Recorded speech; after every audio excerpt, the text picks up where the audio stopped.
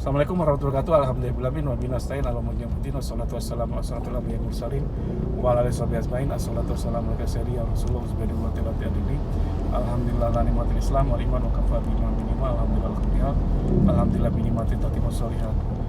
Rabbi sholli sadri wa yassir li amri wa hlul 'uqdatam min lisani yafqahu qawli. Sob, cara gotong royong tadi saya jelaskan lagi ya. Ketika kita mau menyelesaikan hutang dengan bank, restrukturisasi jangan pertama gini, paling penting lagi. Kalau saya restrukturisasi bagi saya, kalau yang umum biasa-biasa minta dikecilkan pembayarannya segala macam-macam, pas Anda tanda tangan surat perjanjian restrukturisasi, pasti bunga denda dan yang lainnya yang dulu dimasukkan semua ke sana gitu. Jadi perjanjian baru, dan itu saya pengalaman gitu. Salah satu pengalaman saya adalah karena loh kok itu kayak ya saya ngalami kok gitu di salah satu BPR gitu. Akhirnya kemarin saya bebaskan satu gitu. Kenapa? Hutang saya nggak bisa dinego-nego gitu, kecuali udah kepepet banget gitu. Kenapa? Ternyata apa patokan mereka ketika macet segala macam-macam, apalagi bank itu kan di likuidasi BPR Kaliste itu BPR Kaliste itu dilikuidasi segala macam-macam bla bla bla. Yang dipegang oleh si ini LPSK-nya atau bukan LPSK apa ya kemarin ya? Yang dari ini yang menangani kredit macet gitu loh, bagian kredit macet dari OJK ya. LPSK ya dari ini ya. Nah itu dia ngomong ke saya, Pak, yang saya pegang ini gitu, perjanjian terakhir gitu. Ngotot-ngototan saya dengan mereka nggak bisa sob. Jadi anggaplah hutang saya 500 gitu. Tiba-tiba jadi 1 miliar. Mau ngotot gimana pun dia ngomong tetap 1 miliar gitu. Karena terakhirnya gini, Bapak udah perjanjian terakhir seperti ini. Itu gara-gara saya ngambil restrukturisasi gitu. Jadi semua denda bunga dimasukin semua, udah gitu baru dia di breakdown. Memang cicilannya anggaplah tadinya saya nyicil 5 juta gitu, menjadi cuma 2 juta, 1,5 juta, 2 juta lah gitu. Memang tapi dipanjangkan tenornya, jadi nilainya jadi banyak, itu yang pertama gitu. Jadi kenapa? Terus tekniknya restrukturisasi gimana, Kak Ridwan? Caranya mudah gitu. Caranya apa? Pelunasan. Jadi kemarin saya ngajarin ke Pak Agus tadi, ini saya cerita tentang Pak Agus tadi, ini masih bagian duanya ya. Yang Pak Agus tadi pengusaha China yang hutang 700 menjadi 1,5 miliar, jaminannya 400 juta di 4 miliar di salah satu bank di di mana di bank swasta di Jakarta, pengusaha Mangga 2, China Mangga 2 gitu, jualan tas dan yang impor barang-barang tas gitu. Jadi intinya gini, terus kedua, loh caranya gimana? Saya ngomong, tapi bilang restrukturisasi saya adalah apa? Minta pelunasan, dan saya minta dihilangkan bunga denda dan ongkos lainnya, itu negonya. Jadi SP3-nya nanti ke mereka setelah pertama kirim SP1 payment history outstanding, yang kedua kelengkapan kita gitu, Pak, perjanjian kredit, APHT, SKMHT dan yang lain-lain gitu. Yang ketiga apa coba? Baru negosiasi restrukturisasi sesuai dengan POJK gitu. Kan ada gitu loh. Jadi POJK, peraturan OJK menjadikan kita bisa dihilangkan bunga denda dan yang lainnya. Dengan cara apa? Pelunasan gitu. Pelunasan pun ada dua sob, ada pelunasan bertahap, ada pelunasan total gitu. Jadi kita ngomong pelunasan dulu aja. Jadi itu yang tekniknya dari saya. Nah, cap itu bisa, mungkin cap ada duit, nggak ada gitu. Saya dulu waktu restrukturisasi saya nggak ada duit sama sekali, 0% nggak ada uang. Bisnis juga masih berantakan gitu. Boro-boro susah gitu. Susah bener. Boro-boro bayar bunga 30 juta gitu. Tiap bulan 5 juta, 2 juta aja susah gitu. Kenapa? Karena memang susah gitu. Anak buah saya nggak gajian, kasihan gitu. Nah, akhirnya apa yang saya lakukan? Saya tetap negosiasi ke mereka semua untuk pelunasan gitu. Duitnya dari mana? Ya udah tadi saya rencana jual aset. Kedua, jangka panjang, pendek, menengahnya, jangka menengah panjangnya saya jual aset.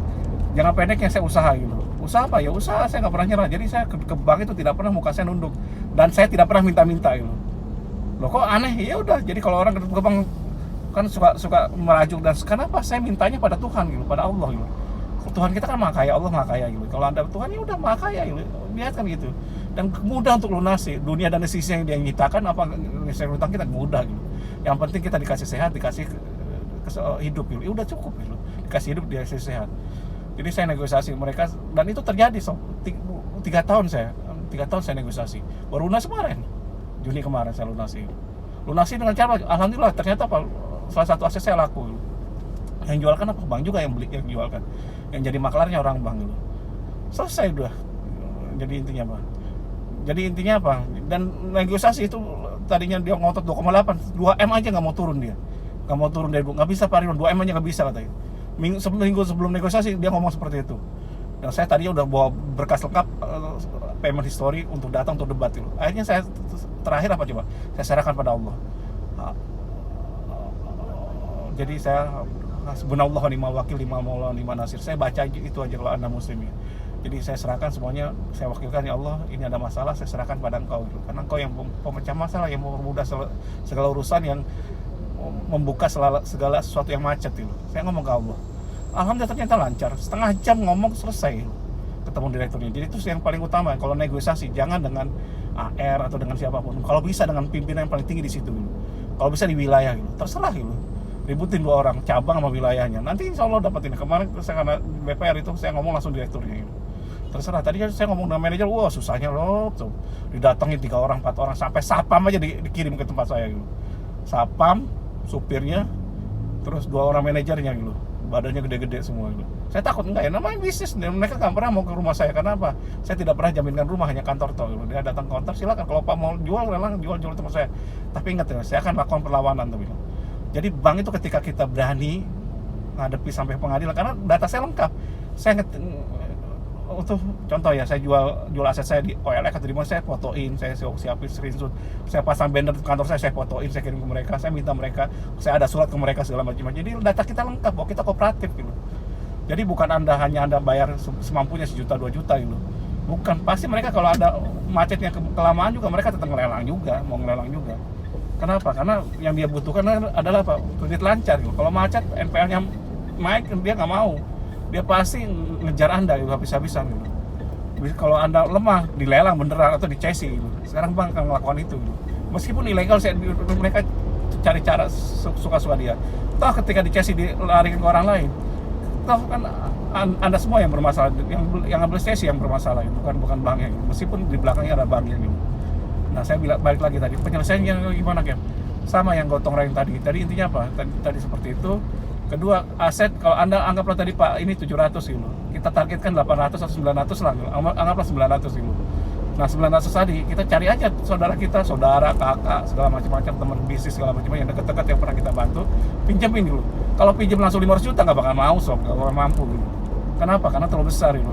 Pinjamnya berapa? 90 jutaan gitu. Jadi kalau Anda ini cari 10, kalau kurang 90 berarti harus Anda cari pinjamnya 20, bilang ke mereka semua. Sekalian ada satu teknik lagi, ini teknik cerdas sob untuk melunasinya gitu. Tekniknya apa? Jadikan mereka penjual aset kita gitu. Jadi intinya apa? Contoh, anggaplah 90 juta pinjam, dari 10 orang kan 900 juta. Bilang ke mereka akannya gini, ini akan saya simpen di rekening khusus. Saya akan nego, saya minta waktu setahun aja gitu. Kalau Anda kepepet bisa diambil seketika gitu. Kalau memang mepet mati, yang penting simpan dulu segitu. Nah, negosiasi dengan banknya segala macam bla bla bla. Simpan di rekening khusus, jangan di rekening bank itu, bank lain aja gitu.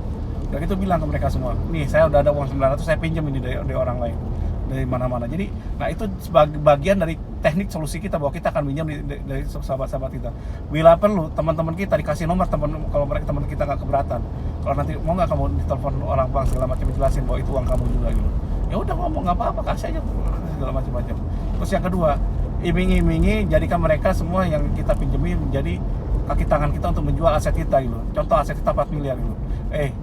Anggaplah namanya John, ini lu gua pinjam 90 juta dari lu gitu. Gua pinjam dia 10 orang segala macam-macam. Kalau bisa jualkan, pengembalian gimana? Jualin aset gua sampai laku gitu. Nanti lu dapat 100 atau 200 juta. Kan senang mereka juga. Jadi akhirnya apa? Anda udah punya 10 orang marketer yang canggih-canggih, yang hebat-hebat. Kalau kayak yang Anda pinjamin kan kalau di atas 90 juta kan berarti kan orang-orang pengusaha semua gitu. Jadi seperti itu caranya gitu. Teknik itu bagus, banyak, kemarin banyak yang selesai. Utang 100 juta saya bilang kalau ke keluarga aja, tadinya bingung gimana menyelesaikannya. Udah, kalau lu punya nggak temen 10 orang atau 15 orang, ada katanya temen yang mampu segala, ada keluarga segala, ada, ya udah pinjemin aja. Keluarga saya ada 5 pinjam 10 jutaan, dapat 50 juta, sisanya 40 juta dari teman-temannya gitu. Utang 200 juta selesai dengan harga hanya 100 juta gitu. Jadi intinya itu, dia jangan nyerah dulu gitu. Jadi cuman gini, Anda harus siap kehilangan rumah Anda dengan menjual aset Anda gitu. Kayak kalau saya itu rumah ini segala macam-macam. Anda kalau gini, kalau namanya pengusaha, dulu Anda waktu nggak punya bisa punya rumah itu kan mudah juga gitu. Ibaratnya gini, Anda anggaplah sekarang Anda kelasnya kelas 7 gitu. Anda sekarang karena krisis segala macam, karena kehilangan apapun, modal segala macam-macam, Anda di kelas 3 lagi. Tapi kan Anda udah tahu cara naik kelas 4, kelas 5, kelas 6, kelas 7. Udah, dan malah Anda bisa ngulangi dengan lebih mudah gitu. Jadi jangan berpikir kalau kita kehilangan aset kita akan miskin selamanya. Enggak sob. Itu hanya orang yang pesimis. Kalau Anda pesimis ya itu yang terjadi gitu loh. Ketika Anda jual aset Anda, rumah Anda nggak bisa beli lagi rumah seperti itu. Kalau saya enggak, saya kemarin kehilangan villa ada kolam renang dan yang lainnya. Saya bilang nanti ke depan saya bangun beli lebih bagus lagi gitu. Nggak apa-apa gitu loh. Saya minta sama Allah, ya Allah gantikan saya 10 kali lipatnya. Yakin gitu. Dalam bentuk villa boleh, dalam bentuk apapun boleh, terserah. Yang penting 10 kali lipatnya. Nah, kalau di Islam, kalau kita niatkan berjuang seperti itu namanya jihad gitu. Insya Allah balas gitu. Yakin aja sama Allah gitu. Yang penting usaha gitu. Dan yang paling penting jangan berbuat maksiat ketika Anda ini bermasalah dengan seperti itu, dan perbanyak istighfar gitu. Loh kok kenapa istighfar? Jadi kalau Anda banyak istighfar, insya Allah seluruh doa Anda pasti dibuka gitu. Jadi saya tadi tekniknya gitu ya. Saya balik lagi ke tekniknya. Kalau tadi 900 juta cari 10 orang 90 juta. Kalau Anda kurang lagi carinya 20 orang gitu, teman-teman Anda. Jadikan mereka marketer kita semua untuk aset kita gitu. Yang penting Anda siap kehilangan asetnya gitu. Jadi bilang 2% buat lu, kalau 2,5% buat lu kalau rumah ini laku segala macam-macam. Mereka nyari-nyari, nggak apa-apa gitu. Segala macam-macam, ngecek. Nah, tapi sebelum Anda jual kehilangan rumah segala macam, bicarakan dengan anak istri Anda gitu. Itu yang saya lakukan. Dan minta doa mereka semua, termasuk orang tua kita, mertua kita. Saya ngomong, saya datang ke mertua saya alhamdulillah masih punya usaha saya, itu ya ayah mertua saya datang, saya cuma minta doa. Saya nggak minta apapun, nggak minta duit, susah nggak. Saya meskipun orang tua mertua saya orang kaya gitu, dari dulu nawar-nawarin, saya nggak pernah minta. Jadi kalau dia ngasih pun saya nggak terlalu ngerespon gitu. Kasih aja ke anak bapak, ke istri saya gitu, nggak usah ngasih ke saya gitu. Saya bilang seperti itu, karena saya pengusaha, saya nggak pernah minta dari orang, kecuali kalau saya kerja gitu, dapat duit dari hasil kerja saya gitu. Jadi intinya seperti itu. Nah, jadi pinjam ke teman-teman yang anggap 10 orang 90 jutaan, kalau dapat seperti itu. Dan akadnya itu tadi lu bisa liatin. Nah, kalau dia nggak percaya segala macam-macam, rekening lu ada aman loh. Bayangin loh, orang itu pinjam kita cuma 90 juta, di rekening kita ada 800 juta atau 900 juta. Kan luar biasa. Kalau dia butuh, dia bisa narik gitu loh. Nggak apa-apa, tarik dulu, tiba-tiba dia butuh. Dan bilangin ke bank, Pak, dulu rekening saya 900 juta, sekarang 800 juta itu gara-gara Pak gitu, lambat gitu. Jadi ada teman saya yang akhirnya kemarin narik uangnya lagi gitu. Pak cepat dinding. Jadi mau nggak mau tuh, kalau bank kepepet akhirnya mau juga mungkin tadi nilai 1,5 miliar, mungkin dealnya di angka 800 juta gitu. Kalau seandainya dipermasalahkan modelnya loh, kita gugat ke pengadilan. Caranya gimana? Ya udah kita buktiin di pengadilan bahwa kita kooperatif gitu. Bang sudah saya tawarin lo 800, kalau udah gitu apa? Tapi utang dia 1,5 miliar loh. Kan payment history saya udah bisa kelihatan gitu. Ternyata dari payment history saya cuma ngambil 700 dan saya sudah bayar bunga dan yang lain bla bla bla. Ternyata hutang saya bukan 700 lagi, cuma 300 juta, 400 juta gitu. Tapi bank ngenain denda, bunga denda dan lainnya yang nggak masuk akal. Padahal itu udah ada aturan POJK bisa dihapuskan gitu. Dan saya udah minta restrukturisasi untuk pelunasan. Berarti yang salah apa bank gitu. Nah, itu yang harus diinikan. Akhirnya apa, bank pikir juga, ya udah gitu. Jadi kemarin akhirnya apa, villa saya ya udah saya kehilangan villa nggak masalah, tapi itu utang saya lunas 2,8 dengan meskipun nilai villa saya harusnya 2 miliar, dijual dengan 1,3 miliar gitu. Mohon maaf sob, saya ngomongnya kadang agak belepotan gitu. Karena memang saya pas-pasan ngomongnya. Demikian sob ya, mudah-mudahan Anda mengerti. Kalau nggak ngerti bisa WA telepon saya, WA saya aja 081 55 75 004. Kalau beruntung Anda telepon pasti saya angkat. Kalau saya memang ada waktu kosong, kalau enggak ya sorry ya sob ya, gabung aja WA ikut sekali ya. Demikian ya saya, kalau salah saya banyak salahnya, kalau kurang banyak kurangnya. Wabillahi taufiq wal hidayah. Wassalamualaikum warahmatullahi wabarakatuh.